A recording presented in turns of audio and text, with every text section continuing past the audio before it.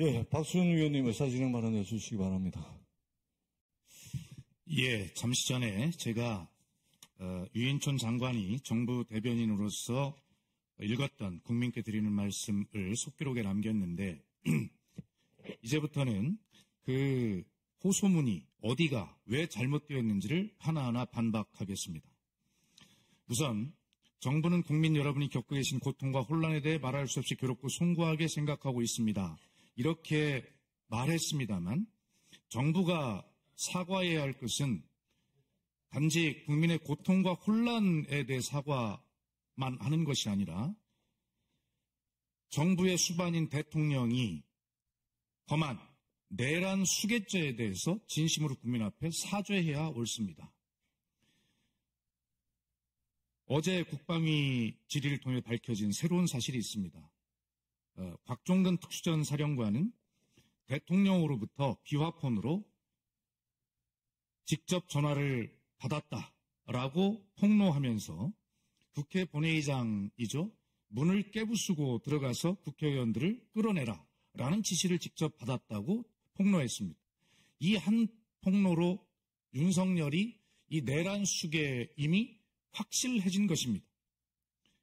대통령이 내란 수괴가 됐는데 국민에게 고통과 혼란에 대해서 사과한다라고 하는 이 한심한 정부 호소문 누가 인정할 수 있겠습니까? 이 부분은 윤석열 대통령의 내란 수괴죄에 대해 국민에게 사죄드립니다. 이렇게 바뀌어야 합니다. 다음, 정부가 어떤 순간에도 반드시 헌법과 법률에 따라 정상적으로 작동해야 합니다. 라는 부분입니다. 헌법과 법률에 따라 비정상적으로 작동하게 만든 이 대한민국의 체제, 이것은 바로 윤석열의 비상계엄이 헌법과 법률을 비정상적으로 작동하게 만든 것이므로 정부가 이런 헛소리를 할 때가 아니다. 수정되어야 합니다. 비상계엄 선포를 막지 못했다는 이유만으로 박성재 법무장관과 조지호 경찰청장에 대한 탄핵소추안을 보고하였다라고 야당을 비난하는 발언을 했습니다. 박성재 법무부 장관은 비상계엄 선포 후에 안가 모임에 참석해서 내란에 공모한 그런 혐의를 받고 있는 그런 인사입니다. 선포를 막지 못했다는 이유만으로 탄핵소추를 한 것이 아닙니다. 조지호 경찰청장, 뉴스를 보셔서 아시겠습니다만 오늘 새벽에 국가수사본부로부터 긴급 체포를 당했습니다. 조지호 경찰청장은 비상계엄 당일 경찰력을 국회에 투입해서 헌법에 의해 설치된 국회가 제 권능과 권한을 하지 못하도록 그렇게 막으려고 한 내란 공모자입니다. 공범입니다. 우리 형사소송법 200조 3에 보면 이 긴급체포는 이렇게 되어 있습니다. 검사 또는 사법경찰관은 피의자가 사형, 무기 또는 장기 3년 이상의 징역이나 금고에 해당하는 죄를 범하였다고 의심할 만한 상당한 이유가 있을 때, 그럴 때 긴급을 요하여 지방법원 판사의 체포영장을 받을 수 없을 때 그 사유를 알리고 영장 없이 피의자를 체포할 수 있다. 이렇게 중한 범죄를 범했기 때문에 국가수사본부로부터 이 경찰청장이 새벽에 긴급체포를 서울지방경찰청장과 함께 당했습니다. 긴급체포를 당할 만큼 이렇게 중범죄를 범했는데 이것을 비상계엄 선포를 막지 못했다는 이유만으로 야당이 탄핵소추안을 발의하였다. 얼마나 황당한 이야기입니까? 다음, 최재 감사원장을 포함하여 20명 가까운 고위공직자가 연속적으로 탄핵소추되면서 정부가 정상적인 국정운영을 하는 것이 어려워졌다. 이것이 바로 윤석열이 비상계엄을 선포하면서 내세웠던 이유 중에 하나입니다. 최재 감사원장, 적시했으니 저도 예를 들겠습니다. 최재 감사원장은 인사청문회에서 감사원은 대통령의 업무를 보좌하는 기능을 한다라고 하는 이런 허무맹랑한 소리를 함으로써 감사원이 독립적, 중립적 위치에 있는 국가기관이라고 하는 그러한 기본 사실조차도 망각한 자입니다. 전 정부 통계 조작에 대해서 어떻게 했습니까? 수사 결과가 나오기도 전에, 결과적으로 이것은 무죄가 났습니다만 이것을 수사 결과가 나오기도 전에 이것은 국기문란 사건이라고 규정을 한 자입니다. 감사원의 독립과 중립을 현저하게 어지럽힌 자입니다. 그리고 많은 국민적 의혹을 샀던 대통령실의 관저 공사, 그것을 21mg이라고 하는 그 작은 회사에 왜 맡겼고 거기에 김건희의 관련성이 있는가가 국민적 의혹의 핵심임에도 불구하고 김건희 것은 이 감사의 초점이 아니다라고 하는 그런 망발을 한 자입니다. 그리고 대통령실에 있는 관저에 있는 그 초호화 스크린 골프장으로 의심받는 정진석 비서실장이 창고라고 이야기했던 그 건물에 대해서는 아예 눈 감기로 감사 자체를 포함시키지 않았습니다. 이런 자가 당연히 탄핵 소추를 돼야 되는 것 아닙니까? 그런데 이런 자를 탄핵 소추함으로써 정상적인 국정 운영을 하는 것을 어렵게 만들었다면서 야당을 비난하는 취지의 내용을 발표한 것입니다.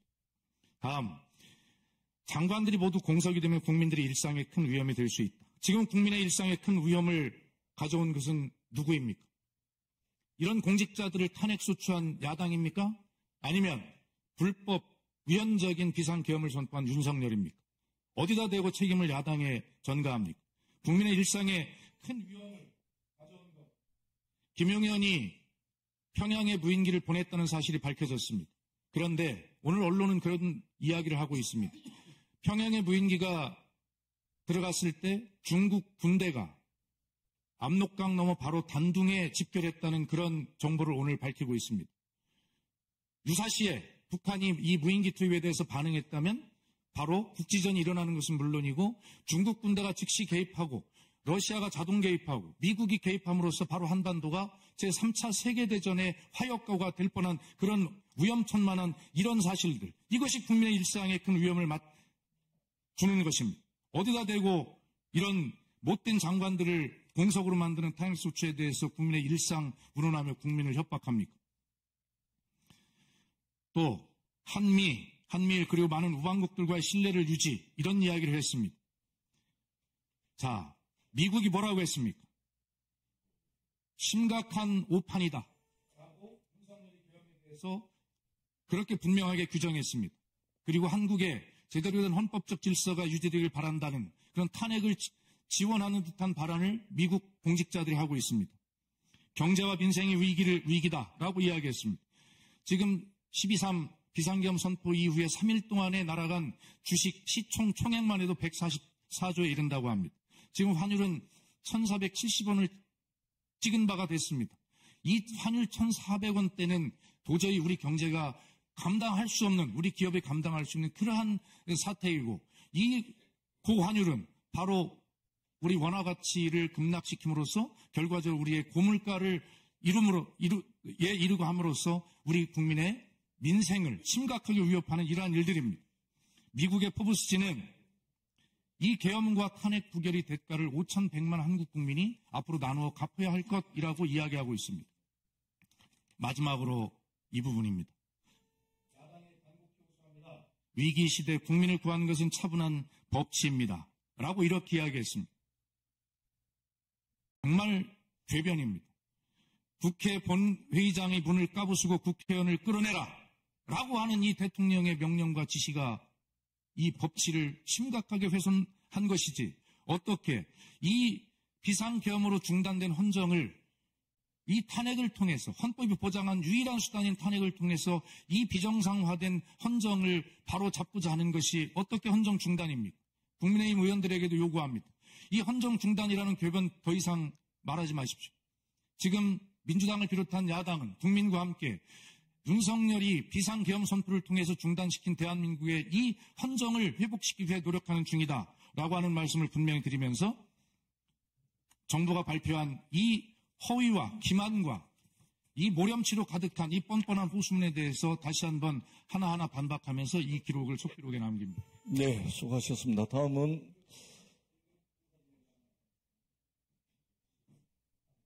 제가 먼저